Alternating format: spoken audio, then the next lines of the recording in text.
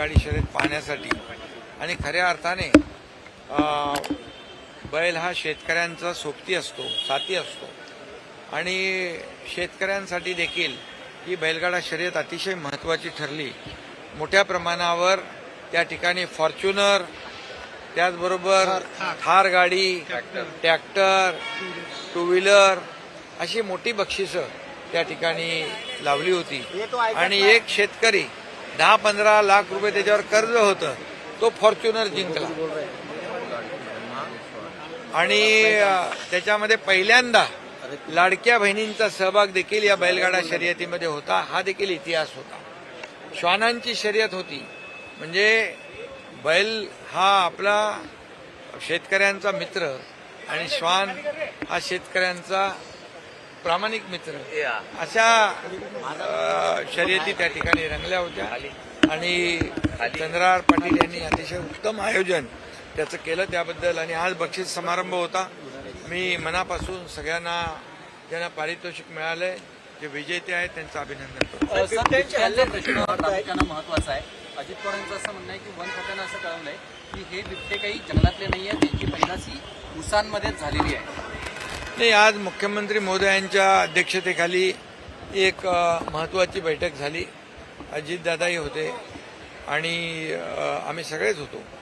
त्यामध्ये जे काही पुणे जिल्ह्यामध्ये जुन्नर असेल, शिरूर असेल, पारनेर असेल, अहिल्यानगर असेल, या अनेक ठिकाणी बिबट्यांची जी दहशत पसरलेली आहे आणि लोक भयभीत झालेले आहेत। मी स्वतः त्या ठिकाणी व्हिजिट करून आलो आणि दिवसा ढवळ्या बिबटे तिकडे फिरताना लोक पाहत आहेत।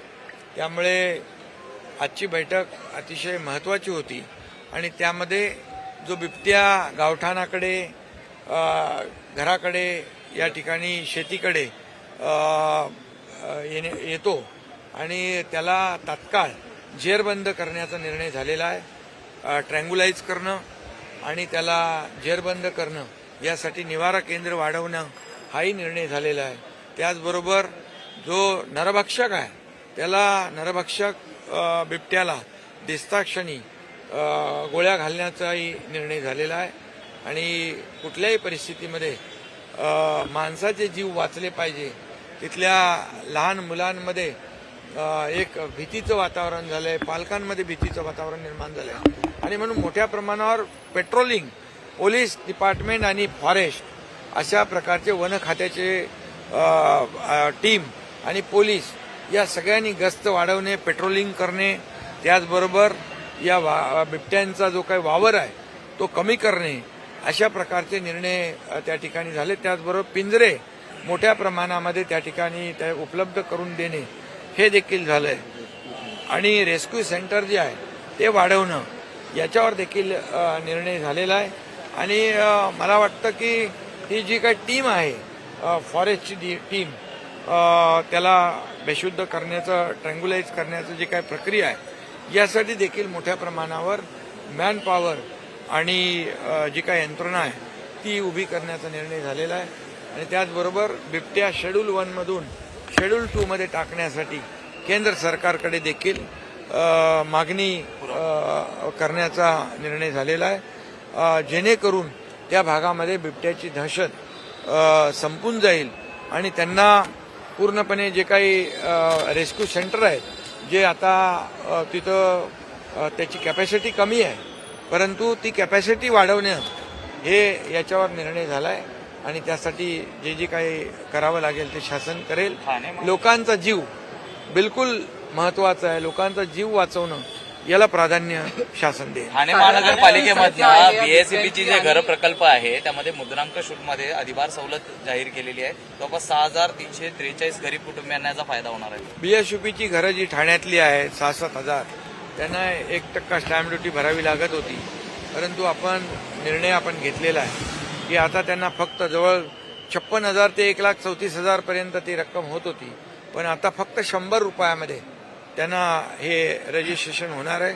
त्यामुळे लाखो रुपयांचा फायदा सर्वसामान्य बीएसयूपीमध्ये घरामध्ये राहणाऱ्या नागरिकांना होणार आहे. रस्त्यांच्या बाबतीत झालेलं सगळे जे रस्त्यांच्या बाबतीत तुम्ही बैठक घेतलात अधिकाऱ्यांनाही तुम्ही ब्रिजबाबत. नेमका कामाला या गती कशा MMR मधल्या जे काही फ्लायओव्हर आहेत, ROB आहेत, रस्ते आहेत, मग ते BMCचे आहेत, MMRDAचे आहेत, MSRDCचे आहेत, या सर्व जे रस्ते आणि फ्लायओव्हर आहेत, हे फ्लायओव्हर वर जे काही खड्डे आणि पावसामुळे जी काही त्याच्यावर जी काही प्रक्रिया करणं आवश्यक आहे रिसर्फेसिंगची, ही युद्ध पातळीवर रिसर्फेसिंग करण्याच्या सूचना मी दिलेल्या आहेत. ताबडतोबीने काम सुरू करण्याच्या सूचना दिल्या आहेत. फेब्रुवारी एंडपर्यंत कंप्लीट हे फ्लायओव्हर, ROB आणि रस्ते स्मूथ झाले पाहिजे, रिसर्फेसिंगचं काम पूर्ण झालं पाहिजे, अशा प्रकारच्या सूचना मी दिलेल्या आहेत.